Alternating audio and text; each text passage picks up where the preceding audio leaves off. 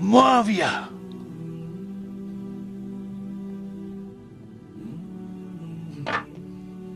तुम्हें 2 लिबास और पेट भर के खाने से ज्यादा क्या चाहिए? अम्बाले गनीमत खलीफा और उनके मुतवल्लियों के पास क्या कर रहा है? अपनी जाती सरवत की तरक्की, इस भूखी उम्मत की खुशहाली या आबादी के लिए खर्च हो रहा है? सर अबू जर गिफारी रज़ियल्लाहु ताला अन्हु के तो हालात बयान करने के लिए बड़ा पत्थर का दिल चाहिए, इतने सोजो गुदास वाली जिंदगी। हाँ, जामिया तिर्मिज़ी में हदीस है, नबी सल्लल्लाहु अलैहि वसल्लम ने इरशाद फरमाया कि इस नीली छतरी के नीचे अबू जर गिफारी से सच्चा इंसान कोई नहीं। कौन कह रहा है? नबी सल्लल्लाहु अलैहि वसल्लम, जो खुद सादिक और अमीन। और जामिया तिर्मिज़ी में एक और हदीस है, नबी अलैहिस्सलाम ने फरमाया कि अबू जर गिफारी से बढ़कर कोई अहद वफा करने वाला और ज़ुहद में मेरी उम्मत में नहीं है। ये मेरी उम्मत में ईसा इब्ने मरियम की मिसल है, अबू जर गिफारी। और ईसा इब्ने मरियम वो है जिनके बारे में रवायतों में आता है कि वो दुनिया से इतने जाहिद थे कि वो बर्तन में पानी भी नहीं पीते थे। वो कहते थे ये दुनिया का माल है, अपने हाथों में पानी पिया करते थे। यानी दुनिया को 3 तलाकें दी हुई थी। तो नबी अलैहिस्सलाम फरमाया मेरी उम्मत में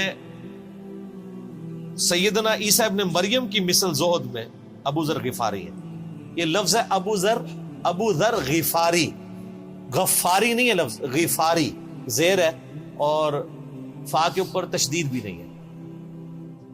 तो अबू जर गिफारी रज़ियल्लाहु ताला अन्हु अलैहि सलाम नबी अलैहिस्सलाम के लाडले असहाब में से थे। सही बुखारी में इनके कबूल इस्लाम का पूरा वाकया मौजूद है। इन तक जब दावत पहुंची कि इस तरह एक पैगंबर आए हैं मक्के की सरजमीन में जिन्होंने दावा नबूवत किया, तो ये इन्होंने पहले अपने भाई को भेजा कि खैर खबर लेके आओ, तो उन्होंने बताया हाँ इस तरह एक शख्स है। फिर ये खुद रखते सफर बांध के नबी सल्लल्लाहु अलैहि वसल्लम की खिदमत में हाजिर हुए मक्का शरीफ में। तो सही बुखारी में आता है कि ये गए, यानी मक्का शरीफ में अब डर भी रहे थे मैं, क्योंकि इनको पता था कि नबी इस्लाम की मुखालफत भी बहुत ज्यादा है कि अगर मैं किसी से नबी इस्लाम के बारे में पूछा तो हो सकता है मेरे साथ कोई ऐसी एक्टिविटी परफॉर्म ना कर दे। तो ये हरम मक्का में इन्होंने डेरा डाल लिया और कहते हैं मैं जितने दिन वहां रहा ना तो आबे जमजम ही पीता था। जब मेरी खजूरें खत्म हो गई, जमजम खाने का काम भी करता था और पीने का भी, जमजम ताकत वाला पानी। तो कहते हैं सबसे पहले मेरी जिस शख्स से मुलाकात हुई वो सैयदना अली इब्ने अबी तालिब थे रज़ियल्लाहु ताला अन्हु अलैहि सलाम। तो कहते हैं हजरत अली ने जब मुझे ऑब्जर्व किया ना तो मुझे अपने साथ घर ले गए कि परदेसी है, खाना शाना खिलाया, रात ठहराया। कहते हैं ना उन्होंने मुझसे पूछा कि किस लिए आए हो, ना मैंने उनको बताया। ये मैं आपको अखलाकियात बता रहा हूं कि दावत का काम कितना ठंडे करके करना पड़ता है। आप तो कहते हैं पहले दिन ही किसी को रफुल ईदैन शुरू करवा दें, इतना आसान नहीं होता ये। तो दूसरा दिन भी इसी तरह गुजरा, तीसरा दिन भी। तो 3 दिन के बाद अबू जर गिफारी ने खुद हजरत अली पे एतमाद किया और उनको अंदाजा हुआ कि ये बड़ा, तो उन्होंने कहा मैं यानी, और हजरत अली ने भी एक्सपोज नहीं किया कि मैं नबी इस्लाम के करीबी लोगों में से हूं। तो उनका कि मुझे तुम एक अच्छे इंसान लगे हो तो मैं इस काम के लिए आया हूं, तो तुम मुझे गाइड करो मोहम्मद इब्ने अब्दुल्ला के बारे में, मैं उनसे मिलना चाहता हूं सल्लल्लाहु अलैहि वसल्लम। तो सैयदना अली ने कहा कि वाकई वो तो अल्लाह के पैगंबर हैं और इस तरह। तो फिर वो हजरत अबू जर गिफारी को नबी इस्लाम के पास ले गए। नबी इस्लाम के पास थोड़ी देर बैठे, उन्होंने इस्लाम कबूल कर लिया।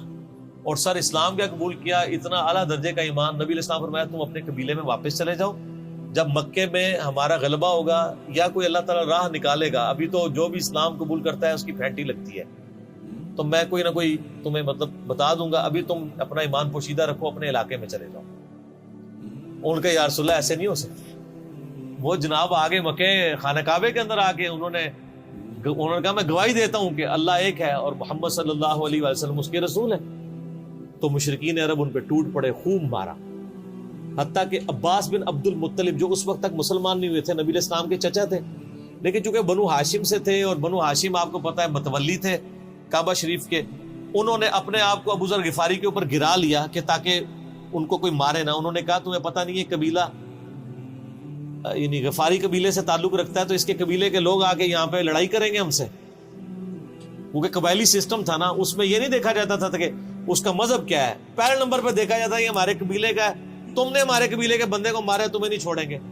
اسی وجہ سے آپ دیکھیں نا بنو ہاشم اسلام قبول نہ کرنے کے باوجود نبی علیہ السلام کی پشت میں تو کھڑے رہے نا، اور یہ پہلے بھی ہوتا رہا. قرآن حکیم میں آتا ہے نا کہ شعیب علیہ السلام کی قوم کیا کہتی ہے، اے شعیب اگر تیرا قبیلہ تیرے ساتھ نہ ہوتا کب سے تیرا کام کر چکے ہوتے.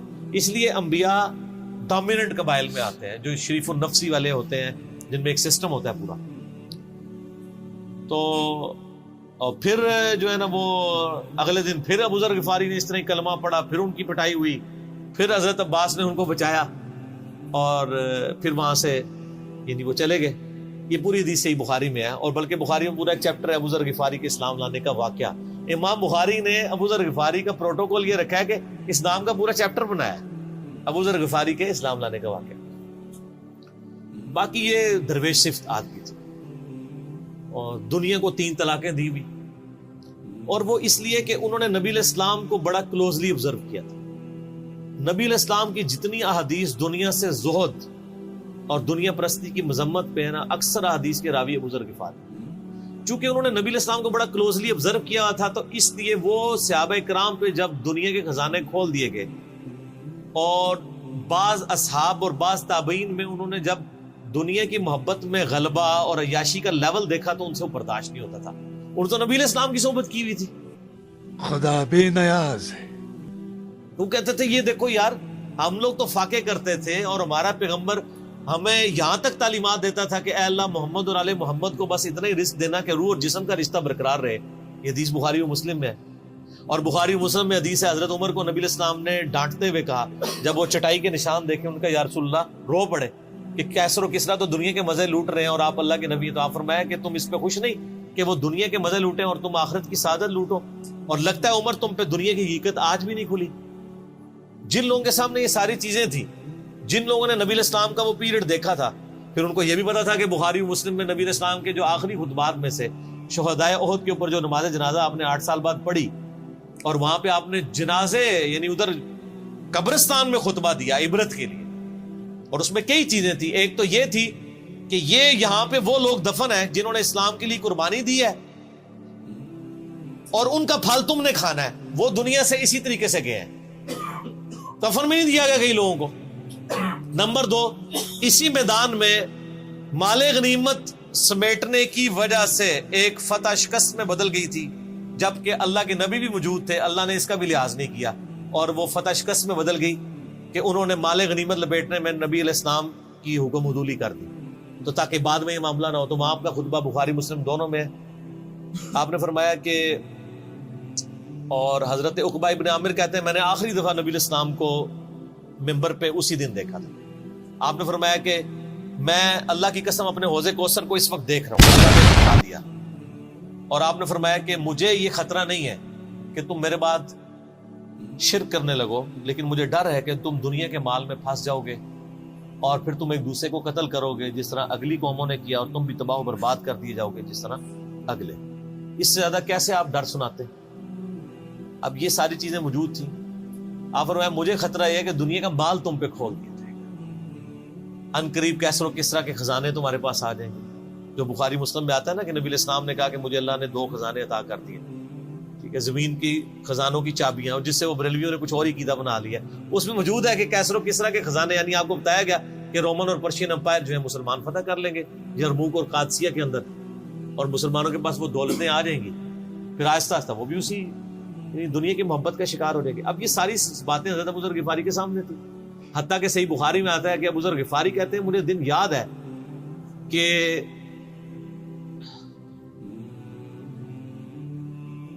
نبی علیہ السلام نے فرمایا کہ ابو ذر وہ احد پہاڑ دیکھ رہے، تو کہتے ہیں میں نے احد پہاڑ کی طرف دیکھا اور میں یہ سوچ رہا تھا کہ ابھی مجھے آپ کسی کام کے سلسلے میں وہاں بھیجیں گے. دن کا وقت تھا، تو میں اپنے ذہن میں یہ اندازہ لگانا شروع کر دیا کہ کوئی کام بتائیں گے تو میں یہ پہنچ کے واپس کتنی دیر میں آؤں گا.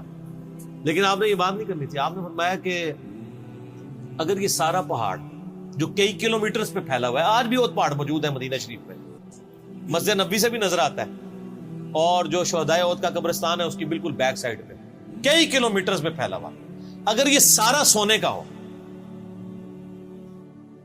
تو آپ علیہ السلام فرمایا کہ میں سب کا سب اللہ کی راہ میں فوراً شام سے پہلے خیرات کروں, اپنے پاس میں 2 یا 3 دینار ہی رکھوں صرف, یعنی جو ٹوٹل زندگی گزارنے کے سب خیرات کروں.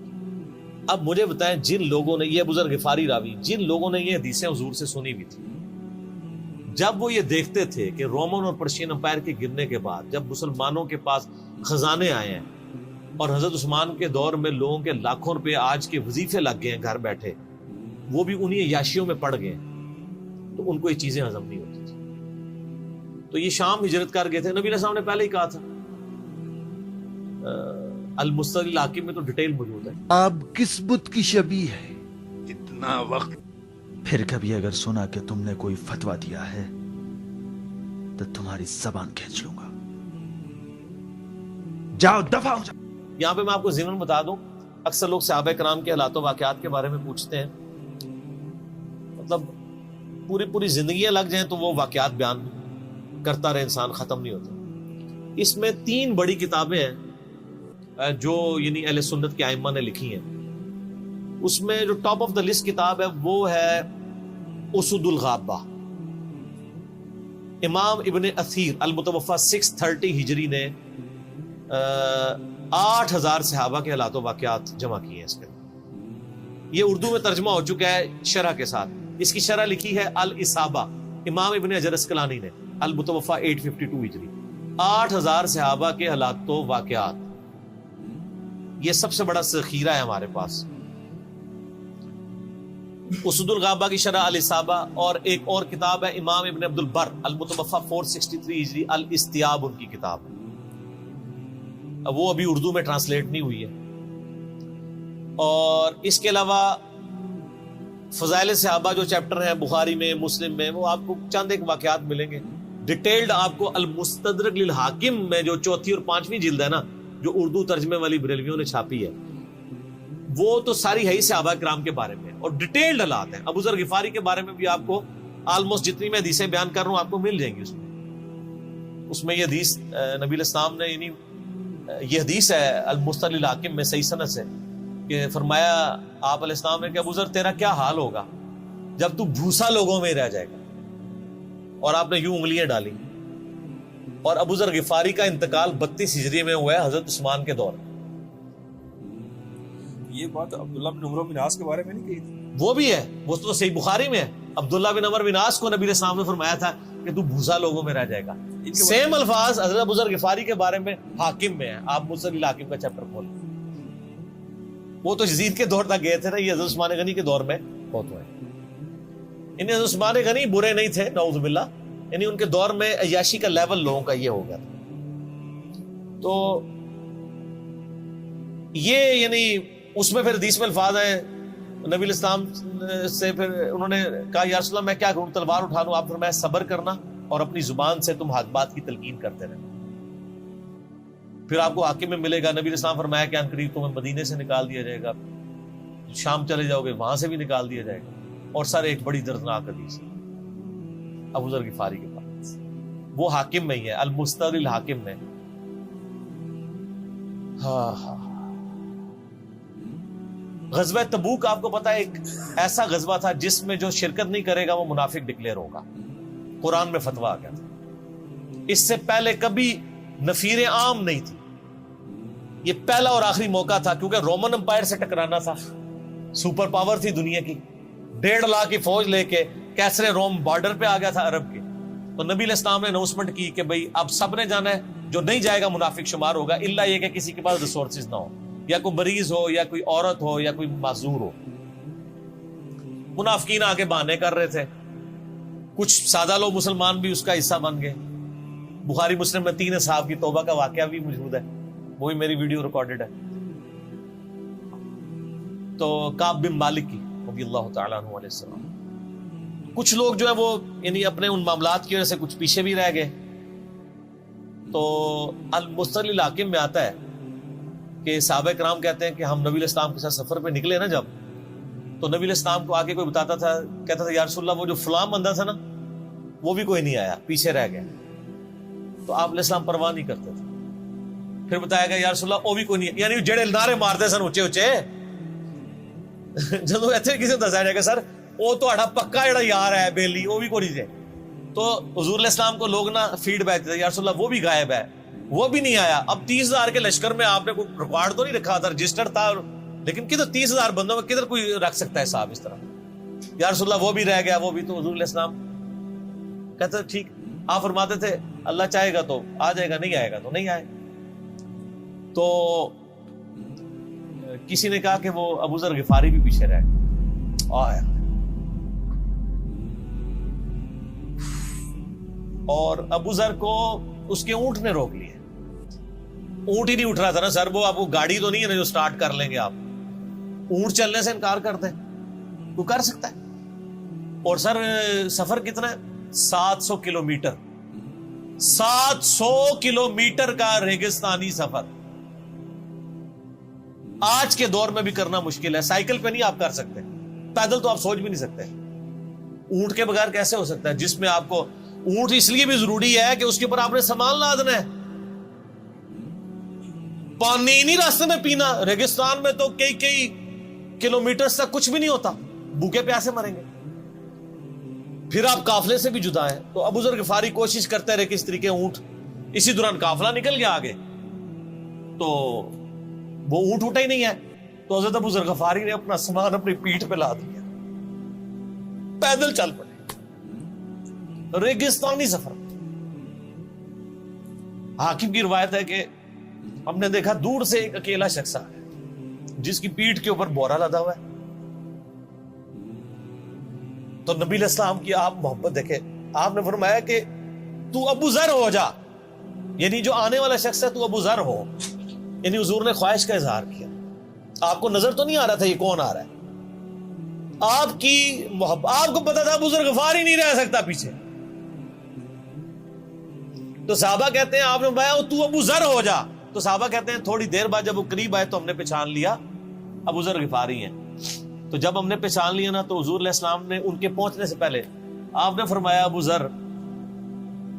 ذر کو دیکھو اکیلا آ رہا ہے، اکیلے ہی دنیا سے جائے گا اور قیامت دن بھی اکیلا اٹھایا جائے گا. یہ اس حدیث کا بھی کچھ حصہ باقی ہے، میں بعد میں بیان کروں. پہلے میں اس کو کنکلوڈ کر لوں کہ صحیح بخاری میں آتا ہے کہ حضرت ابو ذر غفاری شام چلے گئے تھے. وہاں پہ چونکہ گورنر تھے حضرت معاویہ رضی اللہ تعالیٰ عنہ. وہ قرآن کی وہ جو سورہ توبہ کی آیات ہے نا، تو حضرت معاویہ کہتے تھے یہ تو اہل کتاب کے بارے میں آیات نازل ہوئی ہیں. تو وہ کہتے تھے نہیں، یہ سب کے بارے میں ہے. اب شرعی حکم یہ ہے کہ مال آپ جوڑ سکتے ہیں اگر آپ زکوٰۃ دے رہے ہیں، لیکن یہ پسندیدہ نہیں ہے. طریقہ نبوت یہ نہیں ہے. نبی علیہ السلام نہیں جوڑ سکتے تھے، پوری زندگی زکوٰۃ دینے کی نوبت نہیں آئی ہے، حالانکہ خمس ملتا تھا، خیرات کرتے تھے. ابو ذر غفاری کا جھگڑا یہ تھا کہ تم تو نبی کے اصحاب ہو، تم لوگوں کو یہ زیب ہی نہیں دیتا کہ تم لوگ اس طرح کے محلات میں رہو اور اس طرح مال جوڑو. تو اب چونکہ سینئر صحابی تھے، ان کو ہاتھ ڈالنا بھی آسان نہیں تھا. پھر نبی علیہ السلام نے فرمایا ہو کہ اس سے زیادہ سچا انسان ہی کوئی نہیں. تو حضرت معاویہ نے خط لکھا حضرت عثمان کو کہ جی اس بندے سے میری جان چھڑائے نا، اس کو آپ واپس بلائیں. حضرت معاویہ نے جب خط لکھا تو حضرت عثمان نے ان کو کہا تم مدینہ شریف واپس آ جاؤ. جان لو. مدینہ شریف جب یہ واپس آئے تو صحیح بخاری میں آتا ہے کہ لوگوں کا جھمگٹا لگ گیا ابو ذر غفاری کے گرد. لوگوں کو پتا تھا یہ تو بڑا زہد والا بندہ ہے.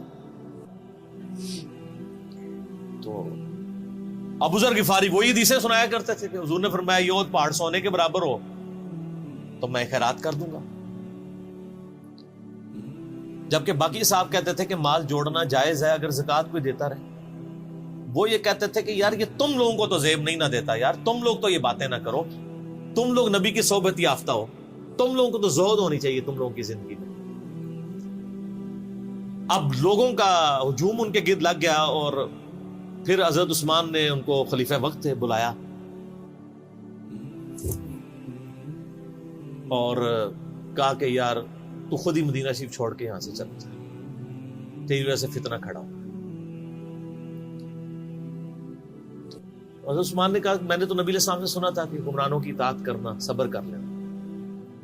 تو ایک زبدہ نامی کا ایک گاؤں تھا مدینہ شریف کے پاس، شہر سے ہٹ کے، تو وہ پھر وہاں پہ ہجرت کر گئے۔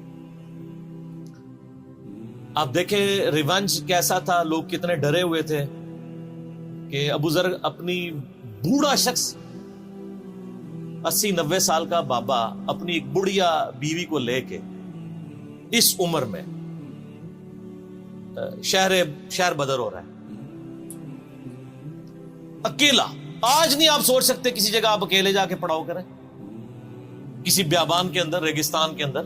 اس زمانے میں آپ سوچ رہے، آج کل بھی آپ مدینہ شریف کے گر چلے ہیں تو آپ وہاں نہیں ایک رات بھی گزار سکتے۔ تو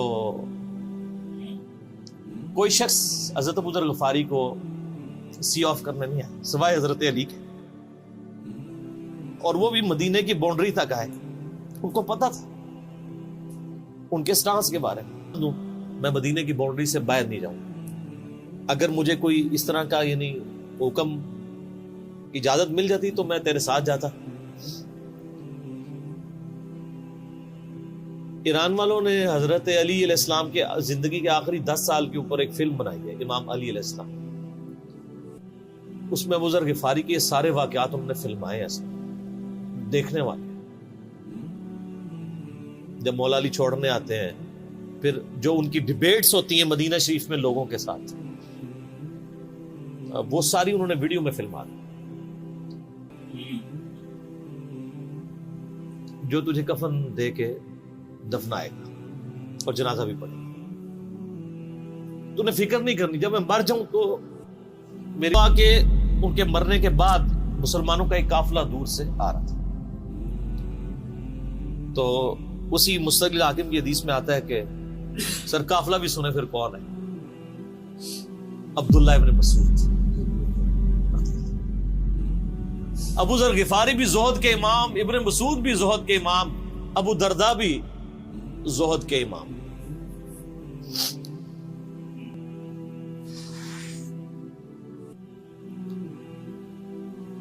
ابن مسعود رضی اللہ تعالیٰ عنہ جب وہاں پہ رکے، ان کو تو نہیں پتا تھا یہ کون ہے، تو انہوں نے کہا بی بی کیا وہ؟ ان کا میرا خامند مر گیا ہے۔ ان کا یہ کون ہے؟ تو انہوں نے کہا ابو ذر غفاری۔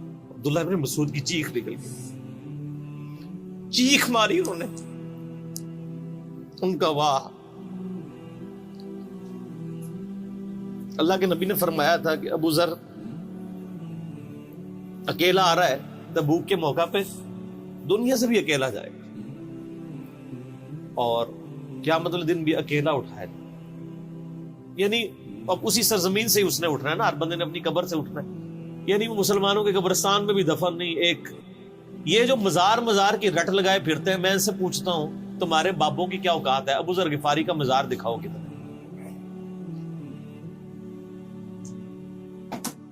جو اس روئے ارض پہ نیلی چھتری کے نیچے سچا ترین انسان جس کو اللہ کے نبی کہہ رہے ہیں، اس کا کوئی مزار نہیں ہے۔ غریب المتنی میں مرا ہے، اس کی قبر بھی ایسی جگہ ہے جہاں مسلمانوں کے پاس قبریں بھی کوئی نہیں ہے، ایک ریگستان میں اکیلی قبر ہے، اس قبر کا بھی کسی کو نہیں پتا، اس پہ کوئی مزار بھی نہیں ہے، اور قیامت الدین بھی اکیلا اٹھایا جائے گا، یعنی قیامت تک وہاں پہ کوئی قبرستان بھی نہیں بنے گا۔ ظاہر نبی علیہ السلام کی یہ بھی خبر ہے، تو کیا وہ ناکام ہو گیا؟ اگر مزارات ہی دلیل ہے کامیابی کی، تو عبداللہ ابن مسعود رضی اللہ تعالیٰ نے ان کو غسل دیا، کفن دیا اور دفنا دیا۔ یہ پوری ڈیٹیلز آپ کو المستقل حاکم میں مل جائے گی۔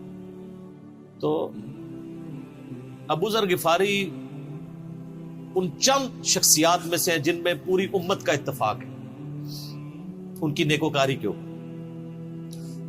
شیعہ بھی ان کو بہت رسپیکٹ دیتے ہیں، اہل سنت بھی دیتے ہیں، صوفیاء کے ہاں بھی ان کو امام مانا جاتا ہے زہد کی وجہ سے۔ آپ تصوف کی جتنی کتابیں پڑھیں، چاہے امام غزالی کی ہوں، رسالہ کو شیریہ پڑھیں، اور لوگوں کو بھی پڑھنا شروع کریں، تو ابو ذر غفاری آپ کو زہد کے امام کے طور پہ ملیں گے کہ ان کی زندگی میں یعنی یہ زہد تھا کہ انہوں نے کس طرح کی زندگی گزاری.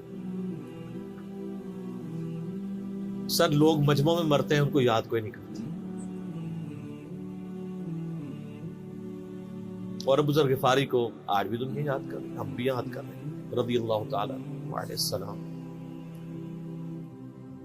اللہ تعالیٰ قیامت والے دن ہمیں ایسے نیکوکار لوگوں کا ساتھ نصیب فرمائے. آمین.